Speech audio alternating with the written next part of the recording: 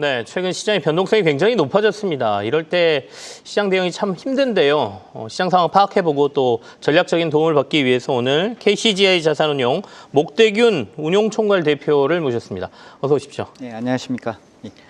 시장 상황을 좀 냉정히 저희가 봐야 될 것 같습니다. 네. 급반등이 나왔다가 또 오늘 새벽에 미국은 또 큰 폭의 하락을 보였지 않습니까? 네. 지금 시장 전반적인 상황은 어떻게 보고 계세요? 미국 시장 중심으로 좀 설명을 하도록 하겠습니다. 네네. 미국 시장 등락에 따라서 한국 시장도 같이 움직이고 있는 상황인 것 같아요. 그 관세 유예 전후로 나타날 수 있을 것 같은데, 네네. 관세 유예 전 같은 경우에는 경기 리세션에 대한 확률이 높아졌다. 뭐 골드만 같은 경우에 리포트를 좀 발간했었고요. 네네. 하루 만에 뒤집는 이런 아이러니한 상황에 좀 직면하고 있는 상황입니다. 그럼 관세 유예가 지금 됐는데 그 이후에 많은 것들이 바뀌었느냐라는 부분이 가장 핵심 질문일 것 같습니다. 네. 저희가 봤을 경우에는 좀 그렇지 않은 것 같다라는 생각을 조금 하고 있습니다. 일단 단기적으로 봤을 경우에는 투자 심리하고 수급 여건이 상당히 중요한데 투자 심리는 하루 사이에 좀 많이 좋아진 것은 분명합니다. 네. 증시가 반등했다고 해서 그렇다고 롱머니가 사거나 헤지펀드 자금이 들어왔다라고는 생각하고 있지 않습니다. 숏 스퀴즈에 따른 그 급반등이었던 것 같고요. 네네. 전일에는 그 어찌됐든 간에 거기에 따라서 일부 사람들의 투자 차익 실현 또 매물이 좀 나왔던 것 같습니다.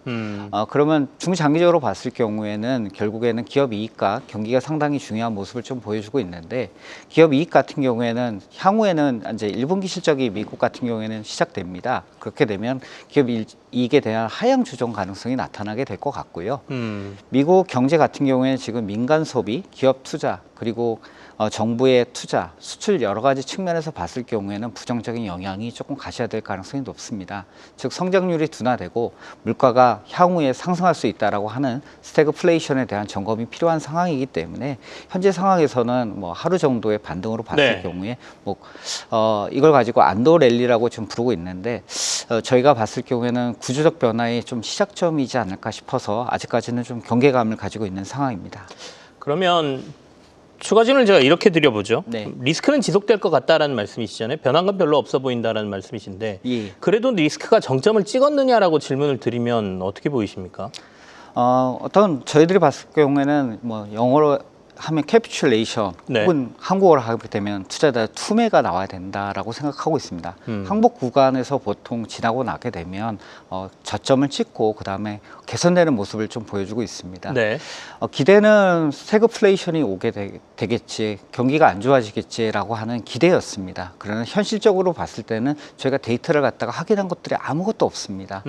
그러기 때문에 경기 침체의 초창기 구간이었다라고 생각을 조금 할 수 있을 것 같습니다. 네.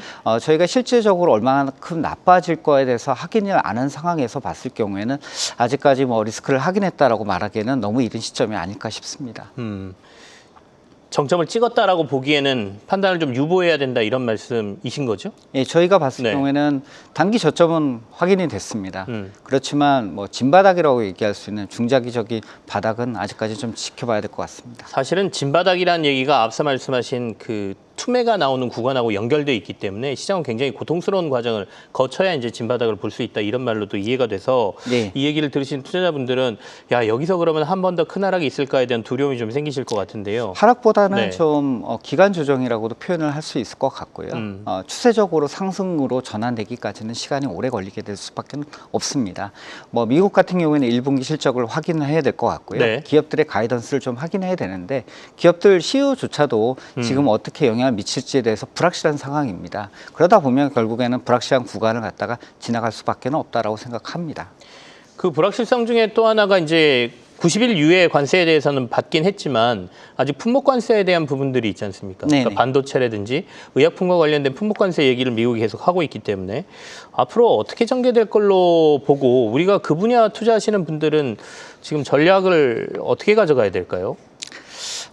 미국이 조금 옛날 네. 얘기를 해보게 되면 중국 같은 경우에 2015년에 제조업 2025라는 전략을 발표를 했습니다. 네. 결국에는 중국의 제조업 역량을 선진국 수준으로 끌어올리겠다라고 하는 전략이었습니다.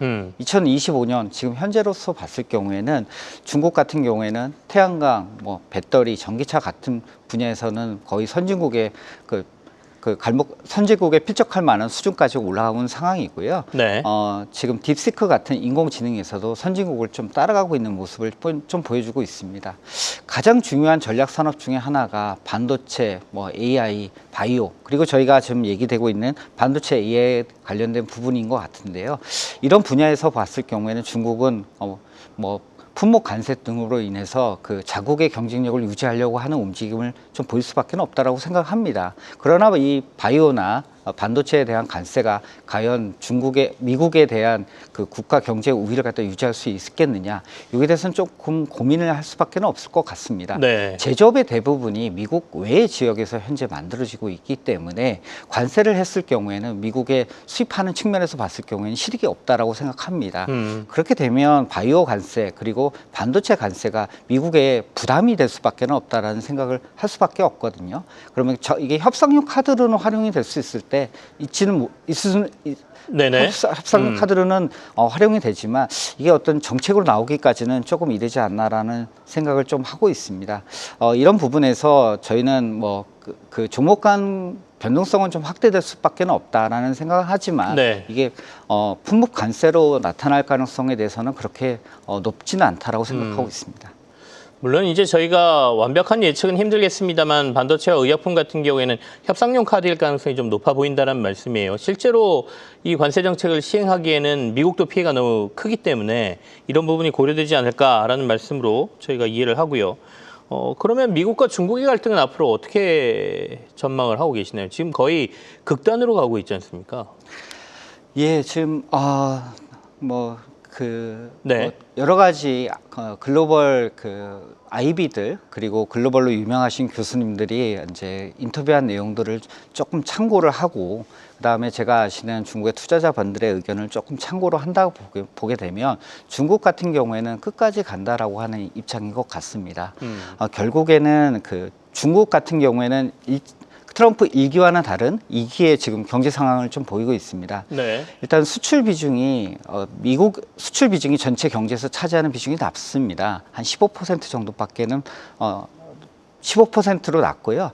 그중에서 대미 수출 비중은 또 15%로 상당히 낮습니다. 결과적으로 중국의 경제 성장에 미치는 영향은 2에서 3% 정도밖에 달하지 않는 상황이고요. 결과적으로는 중국은 내수 부양을 통해서 경기를 갖다 부양하려고 하고 네. 수출 지역 다변화를 갖다 모색하고 있는 상황입니다. 또한 시진핑 같은 경우에 사연임에 대해서 정치적으로 고민을 할 수밖에 없는 상황이라고 생각을 하고 있습니다. 전략 산업에 대해서는 어찌됐든 간에 자국의 그 산업들을 육성하려는 쪽으로 구조 변화를 갖다가 모색할 수밖에 없다라고 생각하고 있고요. 그러면 협상을 갖다가 본격적으로 임하기보다는 어떻게 보게 되면 장기적으로 구조 개편을 통해서 이러한 미국의 압력에 대응할 수 있다라고 생각합니다. 그렇게 되면 일시적으로 휴전보다는 중장기적으로 고착된 긴장 국면이 유지될 가능성은 어느 정도 있어 보인다라고 저희는 생각합니다. 그래서 입장으로 봤을 경우에는 좀 중장기적인 리스크가 예전보다는 높아졌다라고 생각하고 있습니다.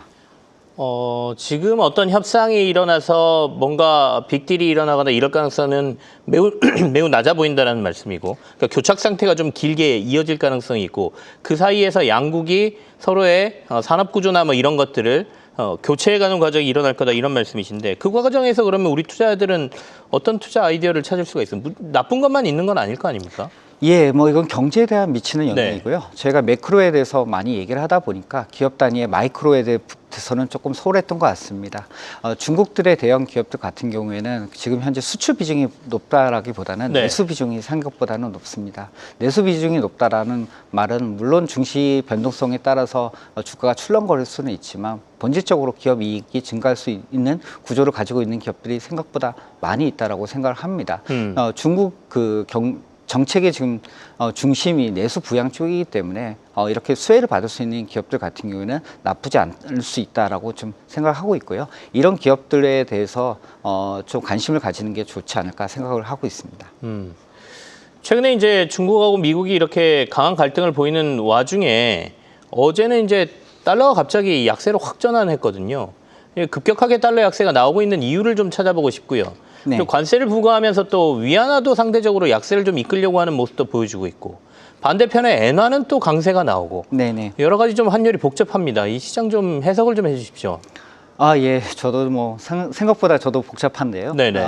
지금 미국의 정책 중에 뭐 근간이 되고 있다라고 얘기가 나오는 게 마러라고 합의입니다. 네. 군사 보안 그리고 관세를 이용해서 그 미국의 뭐 지금 강달러에서 약달러를 갖다 유도하고 국채의 구조 조정, 나아가서는 미국 경제 재편을 하려고 하는 움직임을 보인다고 지금 생각을 하고 있습니다. 이러한 그 움직임, 정책적 방향성에 기반한다고 봤을 경우에는 네. 중장기적으로는 달러 약세 쪽으로 이동이 되지 않을까라는 생각하고 있습니다.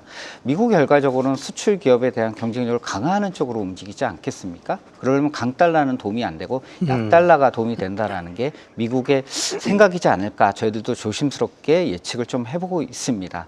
근데 위안화 같은 경우에는 미국 같은 경우가 지금 중국에 대해서 그 상상을 초월하는 관세를 때렸기 때문에 중국 입장에서 봤을 경우에는 이런 거에 방어할 수 있는 수단이 필요한 것 같고요. 네. 트럼프 일기 때 사용됐던 그 무기 중에 하나가 위안화 절하입니다. 네. 위안화 절하를 하게 되면 10% 절하를 하게 되면 중국 GDP에는 한 0.7%포인트 정도 기여하는 모습을 좀 보이게 됩니다. 물론 단기 부양 효과는 제한적일 수 있으나 그래도 사용할 수 있는 카드 중에 하나이기 때문에 위안화 절하를 갖다가 유도하고 있는 것 같고요. 원화 같은 경우에는 위안화 연동폭이 생각보다 큽니다. 네네. 상관 계수가 0.8 정도에 달하고 있는데 즉 위안화가 약세가 되게 되면 원화 또한 약세가 되는 움직임을 보이기 때문에 결국에 한국의 원화는 위안화에 따라서 움직일 수밖에 없다라고 생각을 하고 있습니다.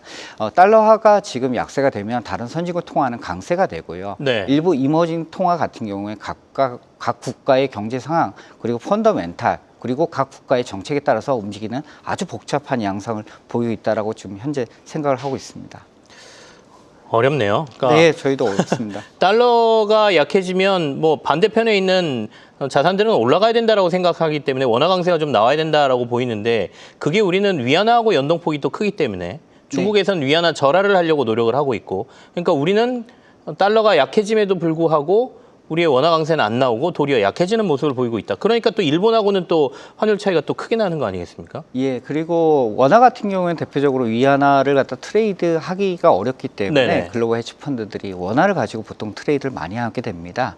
왜 위안화와 방금 전에 말씀드렸듯이 위안화와 원화가 워낙 같은 움직임을 보이고 있는 자산이기 때문에 위안화보다는 원화를 가지고 트레이딩을 많이 하기 때문에 그런 영향도 배제할 수 없다라고 좀 생각을 할 수 있을 것 같습니다. 최근에 이제 미국 증시가 급락한 이유 중에 베이시스 트레이드 때문이다라는 얘기가 좀 있었습니다. 이게 좀 개념이 어려울 수도 있는데 이 부분에 대한 주장은 어떻게 보십니까? 그리고 앞으로 또 이게 또 위험성으로 금융시장을 흔들 가능성도 있어 보이세요? 네.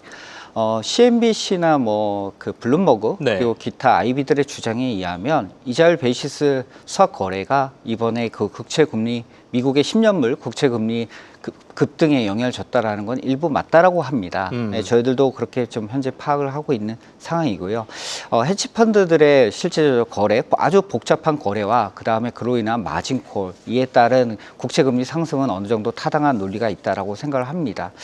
그렇지만 지금 근본적으로 문제가 되는 것은 네. 미국 관세 정책으로 인해서 향후에 인플레이션 압력이 증가할 수 있고요. 그다음에 경기 둔화가 될 수 있다라고 하는 부족 금리 상승의 배경을 갖다가 무시할 수 없을 것 같습니다. 그에 따라서 10년 금리의 만기 프리미엄이 급등하고 있는 것이 미국 국채 10년 미국 장기 금리 급등의 배경이 되지 않을까 생각을 하고 있습니다.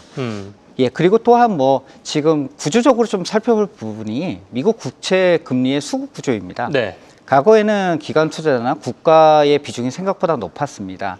또 외국인 투자자 비중도 높았고요. 네. 그러나 추세적으로 봤을 경우에 외국인 투자 비중이 감소하고 있는 상황이고, 그다음에 기관 투자자의 비중 또한 감소하고 있었습니다. 반면에 이제 개인들의 그 투자 비중이 좀 높아지다 보니까 결과적으로 변동폭이 크게 나타나는 모습이 아닐까 생각이 되고 있습니다. 시장의 개인 투자, 미국 국채에 대한 투자 비중이 높아지는 거 이게 시장의 변동성을 좀 키운 것 같다라는 말씀까지 저희가 확인을 했는데 네.